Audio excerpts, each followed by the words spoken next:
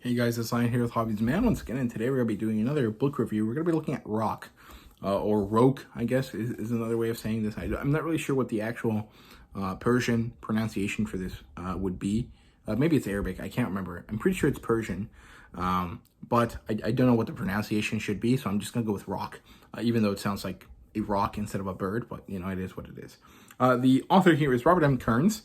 This is the second, although technically third book in the Primogenitor Saga by Robert M. Kerns, like I said before. It's published by Nightfall Press, which is his own publishing company, or his own LLC, I guess. I'm not really sure what designation it falls under, but basically it's his own, publishing. So it's self-published. The demographic here is adult, although honestly, a teenager can read this because there's no adult like sexual content. However, I wouldn't really necessarily recommend it because I'm not really sure that many teenagers would be interested. So I don't know. It is what it is, but that's kind of my thought process there. In terms of genre, this is urban fantasy, shifter, and haremlet. And the haremlet is only in the vaguest terms because ultimately there is a like polyamorous is the right terminology here, relationship between the main character Wyatt and a few female characters, but it is kind of like haremlet, male romance kind of in styled, even though it doesn't really kind of play into the haremlet tropes, even though I wish it did, honestly, just a little bit. Like, I really wish that there was at least one romance scene, let's call it, here that just doesn't appear at all. And urban fantasy is the best fantasy term or genre that I can come up with. But if there was such a thing as rural fantasy, I would go with that because it is ultimately about shifters living in this little town, kind of in the middle of nowhere in the Pacific Northwest, and kind of not wanting to deal with outside things, but having to do so because shifter kids continuously are being targeted by people, right? And so they have to go, and at that point it is kind of like urban fantasy, with shifters interacting with the normal world, but it is mostly just about this guy taking control of this little town and kind of dealing with the fact that, hey, this town is full of people that are not normal, and it works well.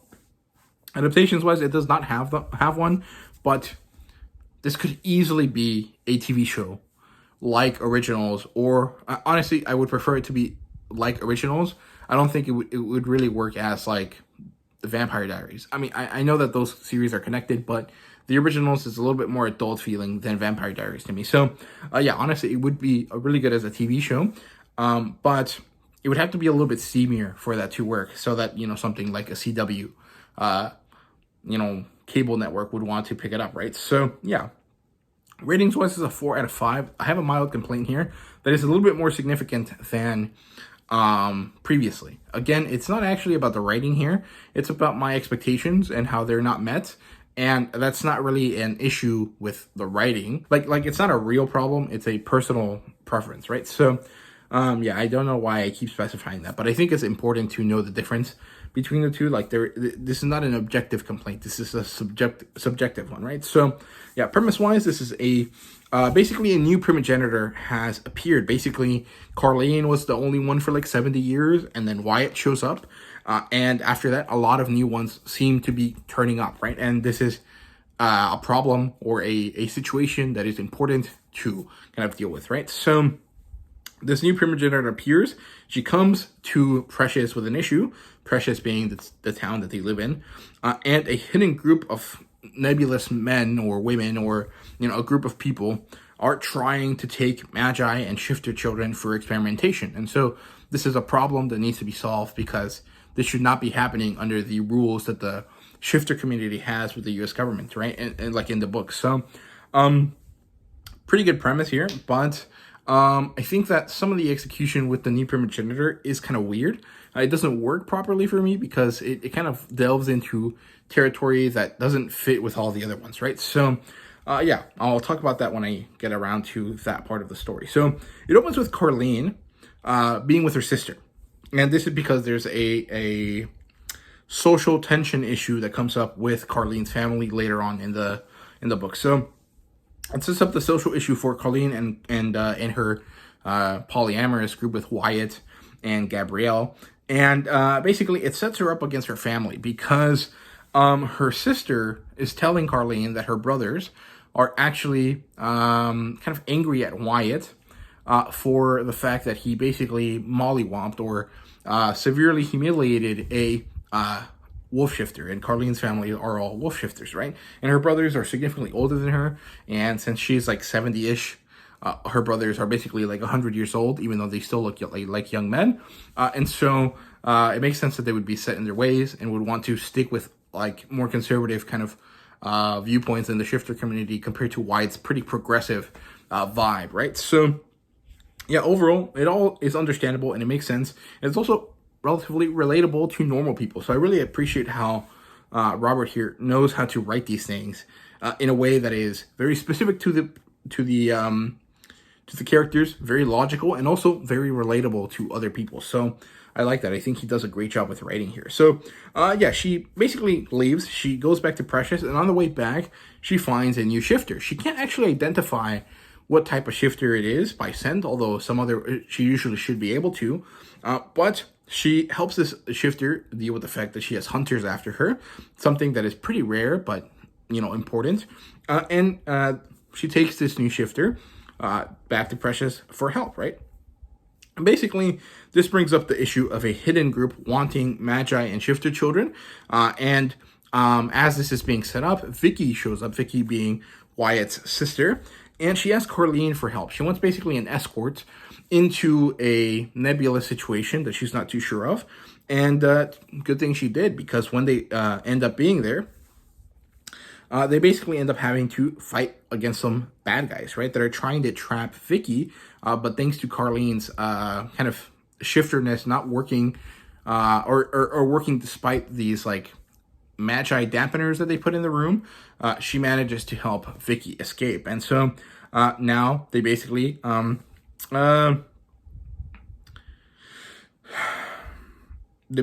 up fighting a nebulous group that is tied to the other group that's trying to steal children. And so it's all interconnected, even though it's not clear initially where it's going, right? So yeah, eventually the council shows up to deal with this new shifter who happens to be a rock shifter. Now, if you know what a rock is a giant bird, really huge bird. It's from the Arabian Nights, I think. It's a mythological bird, right? So, yeah. Okay, and when they show up to deal with the rock is basically where my one and only issue with the story is. And it's because, after they figure out all of the situations and introduce each other to themselves, and basically everything happens where the rock is revealed, I find the rock to be pretty off base from what I was expecting. Like, I understood that it was going to be a big bird because I know what a rock is, right? But the scaling of this bird compared to all of the other primogenitors and all the other shifters is kind of ridiculous. Like, he says it's like a 12-foot bird. That is huge. That is insanely large. And Wyatt would only be about 4 feet, maybe 6 feet tall as a smilodon, depending on how, they size it, although I'm pretty sure it should only be about 4.5 feet tall, even though it's like larger than a natural specimen. And so I don't see a cat, like a big cat, winning against a bird that's 12 feet tall, right? So I really don't like this from like a power scaling perspective, just based on size, even though, the story makes it clear that smilodons could eat these animals in this kind of like fictional version of like animal history, right? So I don't know, I don't like it. I also find it to be kind of like, it doesn't match the rest of them because it's a mythological creature. And if mythological creatures are something that you can shift into, why pick a smilodon when you could have been a dragon, right? Or like something like that. Like, I mean, Wyatt didn't pick being into a smilodon, but Robert and Kerns picked Wyatt to be a smilodon. I feel like shifting into a dragon would be much more awesome, right? Unless there's some sort of rule about like how big a person can get as a shifter, although it doesn't, I don't think so. And so I really just have a lot of issues because it feels like The Rock breaks the rules, and it breaks the rules for a unnecessary reason, if that makes sense. Now, the rock eventually does actually basically do good, right? Because it's a 12-foot bird, it can carry people. And so it helps a young deer shifter escape from a hunter that illegally went into this area, right? And so this guy is called Mitchell, I think. And he and his buddy end up hunting on these grounds that they're not supposed to, which happens to be Precious's forest area. And they basically end up being treated pretty roughly by the shifters. And actually, they end up like succeeding in this arduous task set for them. And their success leads to them being turned into shifters and basically cutting off ties with the rest of the world. And so it works out pretty well. I think it's like, it's nice to set up humans as like doing things that hurt shifters, but doing them unintentionally. And the shifters being able to acknowledge that and also find a way to solve the issue without having to kill them. Because I think this is mostly why it's doing, but I think it works well because it helps grow the population of the shifters without them having to have children. Although I'm pretty sure most of them do.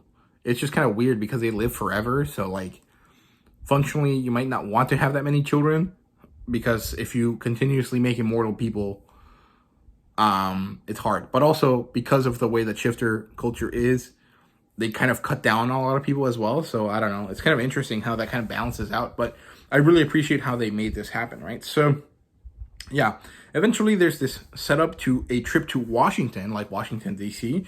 Wyatt is made the council of the Shifter Nation in the idea as an ambassador, but also as the leader of the Shifter community in North America, which is kind of weird and interesting. I had to kind of look up what a council was in Roman times in order to understand this, because it wasn't effectively explained in the novel, but it wasn't necessarily needed. So it's fine, but you know, maybe that is another little bit of a point there where it's like, this could have been explained a little bit easier without having to allude to a historical kind of thing, right? So, eventually they go meet with the Supreme Court, and then they go meet with the Secretary of State, the President, and this guy called Nathanson, who is the FBI or CIA dude that is in charge of the supernatural branch of the group, right? So he's basically Wyatt's point of contact when necessary.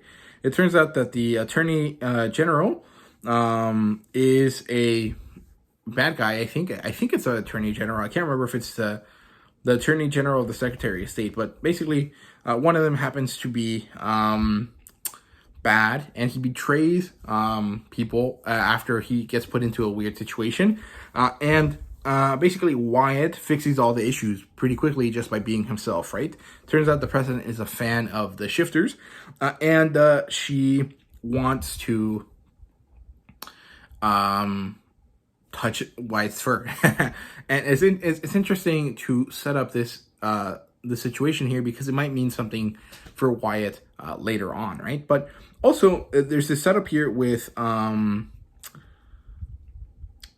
of the people that work with the president that is supposed to be like a liaison or like a point of contact with the shifters, and she can't work effectively because her son has a terminal illness, and Wyatt offers to turn him in order for him to be healed. And so that means that she has a conflict of interest and she can't do what's best for the government because she'll want to side with the shifters, right? And this is a pretty interesting concept here. I like that. Eventually, there's some rough issues, and we get back to Hauser and Burke, the FBI agents from the previous book, and we develop their connection. We also get introduced to Lysa and her family, Lysa being one of the council members that came to Precious earlier in the book, and she's a lioness. She is a lion shifter, and she wants to be part of Wyatt's pride. And during this kind of like initial courtship, there's an issue with her family that requires Lysa and Gabrielle, who is the huntress, and Wyatt to go and help her. And so they do this, and it basically seals the deal between Lisa and Wyatt, which is nice. And then Thomas Carlyle comes back. This is the wolf shifter from the first book. There's some pretty interesting stuff here. But eventually it all leads to going to war with this mysterious group. And so then the story kind of ends abruptly. There's a really good ending. And there's this addition of a new character here at the end. But I'm pretty unsatisfied with the way it ends. It feels too quick. It feels like there was a lot more to the novel, and it got condensed really much, really quickly here at the end in order to make it end faster. And I'm not really sure that I appreciate that. And so I have like 2 or 3 mild complaints that all kind of coalesce in me rating this less than before. But overall, it is still a really enjoyable book. I just feel like I had more issues with this one because I have grown attached to this series and the way that the series has its lore built up. And some of the stuff that was introduced here doesn't quite add up in my mind with the lore previously established.